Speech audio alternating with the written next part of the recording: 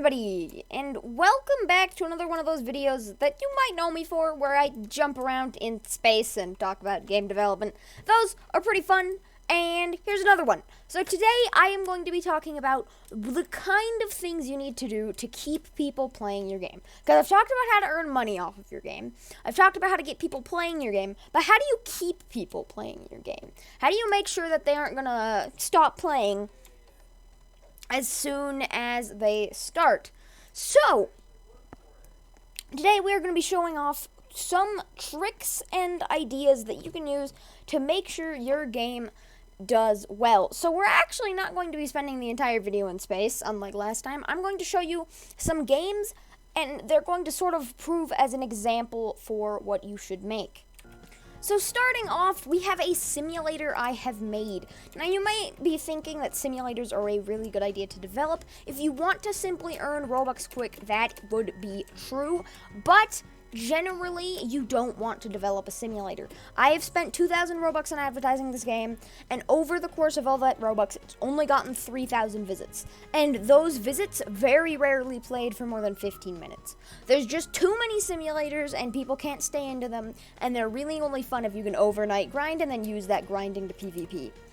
So generally, I would say if you're trying to keep your players in and earn premium payouts Robux and stuff like that, generally don't make a simulator. It usually won't pay off unless you have a very clever gimmick for your simulator, in which case absolutely go for it, make your great simulator, do it, people will play it. If you have a simulator that's just a generic, you have a pot of gold, you click it, you get coins, no one's going to play it, right? No one plays this anymore. But the thing is, if you have a simulator with a cool gimmick, like using magic spells or something like that. A lot of simulators have done magic spells, so that's probably not a good example. But if you have a simulator with a cool gimmick, like, I don't know, increasing your flying speed or your wing power, for example, that will keep people in for longer because they've never seen anything like it before. Now, moving on from a pretty mediocre game, and you don't want to make something like this, to a game that did phenomenal. This right here is Gravity Combat. This is my most popular game I have ever made. The thing about it is it's a pretty standard combat game with your sword and your slingshot, but you can go on these weird gravity planets. So it's a standard game, but with a gimmick. This is something that's really good to make. Let's say you want to make a standard sword combat game, that's fine, but you have to add a gimmick, because no one is going to play the 500th generic sword combat game. I don't mean to be harsh, and your sword combat could be really, really good, but there's too many sword combat games. You need to add in a gimmick. So for example, because people have never seen anything like this before, although it doesn't have too many visits, this game has a lot of favorites and a lot of likes in comparison to my other games, and people keep coming back to this one. Games like this also tend to earn more money because people think it's something interesting they'll want to spend more time in, so they think it's a much more reasonable idea to purchase game passes. If you are going to make game passes, you should probably have stuff that's more interesting than a healing potion, but that's besides the point. But overall, if you are making a game and let's say you're making a sword game, you should add in a gimmick like everyone being really, really fast. I know that sounds kind of silly, but hear me out. Have everyone run really, really fast and have a bunch of wind-related sword moves. That's a bad idea, right? That's probably not a good idea. And I mean, if you want to go make it, go for it. It actually sounds kind of fun. But you need to add a gimmick to your sword game. So let's say you make everyone really, really fast and have them do, like, tornado attacks. That's going to be more interesting to players than if it's just another sword game. So let's say also we are making a shooter. Try not to make just a shooter. Make it like a water gun themed shooter, because even if the gameplay is the same, people will still think it's really interesting in comparison to another simple shooter. Moving on from this game, let's go to another principle that can get people to stay in your game. Oh, yes. So this is the Survivalist. It's not a crazy polished game, and that's another thing that we'll talk about in a moment. I'll show you one of my much more polished games, and we'll talk about that.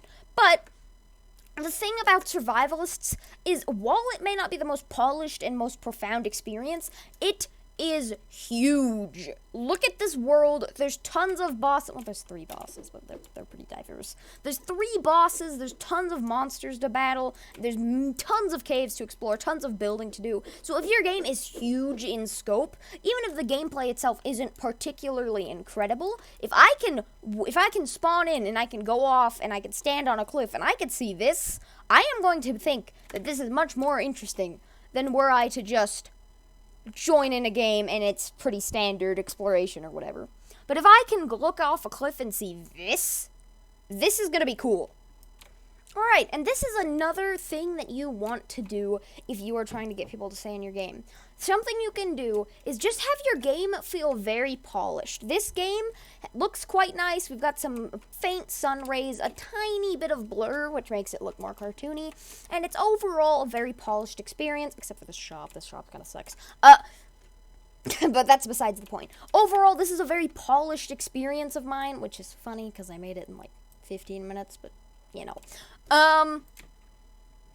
So yeah, overall, if your game looks really polished and feels really comfortable to play, people will want to play it more because it'll just be satisfying to control. This game has like no content, so people don't play it, but that's fine. Like, for example, of something you can do, let's say you're making a speed simulator, like this game. Add the ability to toggle your full speed by pressing shift. So if I'm trying to go shopping or something, I can just turn off the full sprint. And while you're at it, maybe make a way for players to set their custom speed. Also, when it comes to shops, I highly recommend using a shop like this instead of using just a generic menu shop. This is a lot more appealing to look at, and truthfully isn't that difficult to make. If you're having trouble, just leave me a comment and I'll make a tutorial on this. So yeah, that is a cool shop that you can make. Alrighty, so one last tip I am going to give you, well, not one last tip, but the rest of them are kind of going to be like fast tips, is to make a genre that is rather underdone. Let's say you want to make a platformer like this one. We're going to use platformer as an example. There are very few platformers. There's a difference between a platformer and an obby. Obbies are generally get to the finish. That's kind of it. There's no special moveset. You just jump. It's default physics. Whereas platformers will generally add their own moveset and have much more goals you can achieve, like jumping for muffins. You have to collect the muffins. You don't just go to the end point, and it's kind of laggy.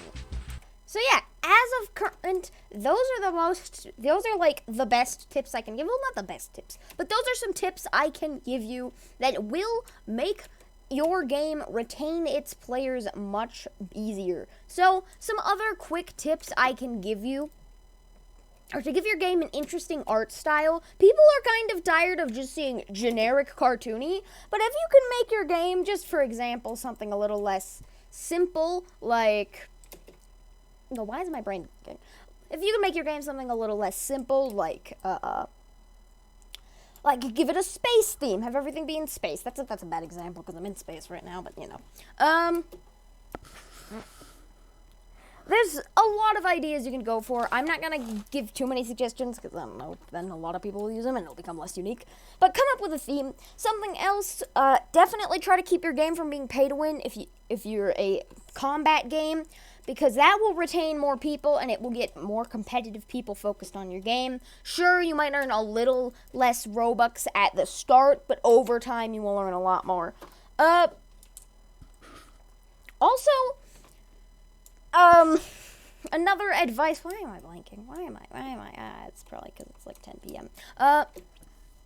Another piece of advice is to just add tons of little secrets. That will get people talking about your game on YouTube. And if a game is a YouTube scene, people are a lot more likely to stick to it because they want to become known in your game scene. So that is pretty much going to do it for this video. I just want to say, if you enjoyed it or found it useful, you should like this video because that actually makes the video do better. And it could get more people having popular games, which is great. So yeah, if you enjoyed this video, you should like it because that's pretty cool. And if you want to, you can subscribe. And also, you should join my Discord server because it's pretty great. Okay, bye!